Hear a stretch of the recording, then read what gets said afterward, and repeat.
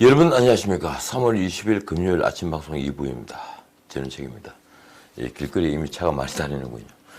1부에서 말씀드렸다시피 이 통합당의 비례대표 정당인 미래한국당은 이제 친황 색채가 더 강화된 새 지도부를 구성하게 됐습니다. 어떤 비례대표 명단을 내놓을까요? 무척 궁금해집니다. 민주당도 시민을 위하여라는 신설 정당의 플랫폼이 되어 만드는 더불어시민당이라는 비례 전문 정당에 이미 선출한 비례대표 후보들을 보낼 준비를 착착 하고 있는 중입니다.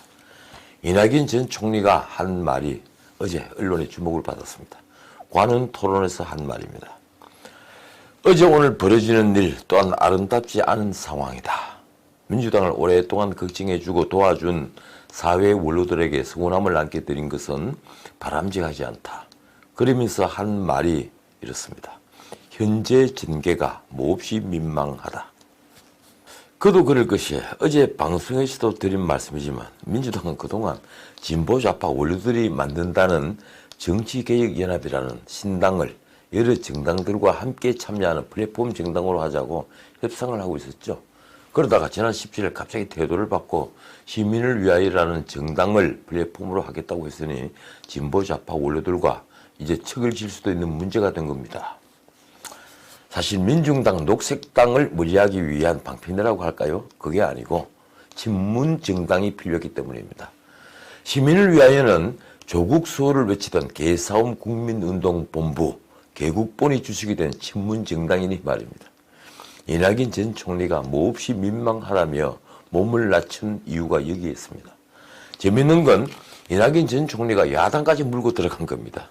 여야 공이 함께 이상한 일을 저지르고 있으니까 21대 국회에 가면 공동의 자성 위에서 뭔가를 개선하려는 노력을 해야 할 것이다.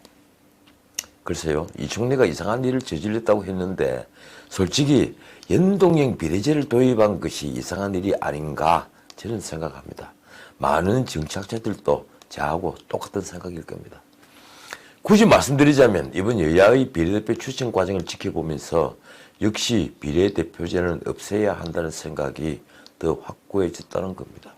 이건 소수자를 대표하는 것도 아니고 국가에 꼭 필요한 인재를 찾는 것도 아닌 권력을 비호하기 위한 친위대를 만드는 것밖에 되지 않는 제도입니다. 무엇보다 정치판의 과도들이 가지는 힘의 원천이 바로 비례대표제라고 할까요? 비례대표제를 굳이 유지하겠다면 그 후보를 검증하고 선출하는 제도를 선거법으로 보완해야 한다는 생각을 했습니다. 자, 다른 걸 보죠. 통합당 공천이 사실상 마무리되었습니다. 눈에 띄는 것은 김재원 정책위 의장의 낙마입니다. 그는 지난 TK 공천 때 컷오프 됐죠. 그러다가 서울 중랑을 지역구에 기사회생해서 경선에 나섰는데 그래서 명예회복을 노렸는데 윤상일 전 의원에게 패배했습니다. 강효상 의원도 역시 컷오프 된 뒤에 서울 중성동갑의 경선에 나섰죠. 그런데 진수희 전 의원에게 패배했습니다. 이 지역구의 김진 후보는 자진 사퇴로 처리가 됐더군요. 아마 다른 지역구에 출마하는 모양이죠. 무소속 후보요. 대구 동구도 관심 지역이었습니다. 한국당 시절 황교안 대표가 영입한 전 대전 MBC 사장 이진숙 씨가 유승걸 전 의원에게 패배했습니다.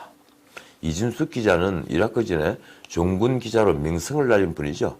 그런데 정치판에서는 첫 싸움부터 상처를 크게 입은 셈이 되었습니다. 대구 수성을은 이인선 전 경북경제부지사가 홍준표 전 당대표와 최후의 결전을 치르게 됐습니다. 여걸이 이길까요? 아니면 홍 전 대표가 이길까요? 재밌군요.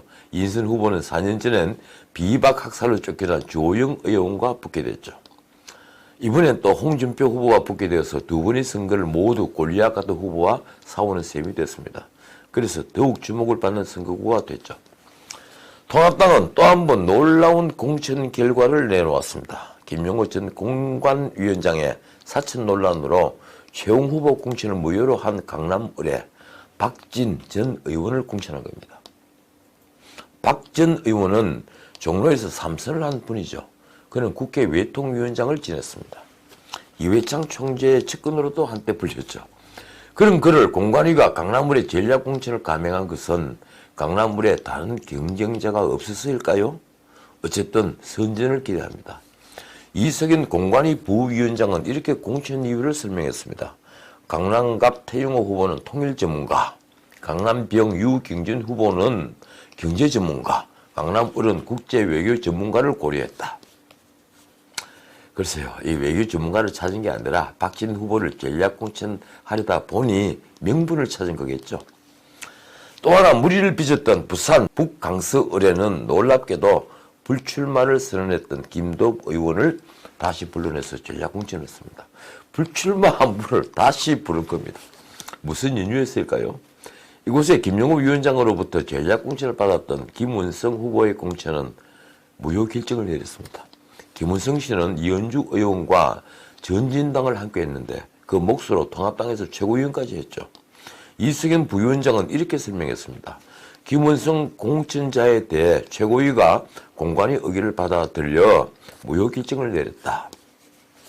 지난번에 최고위가 재심을 요청했을 때 그때 공관위가 무효 결정을 했었어야죠. 어쨌든 이 부위원장은 김도읍 의원 호출을 두고는 당선 가능성과 본선 경쟁력을 최우선으로 봤다고 했습니다.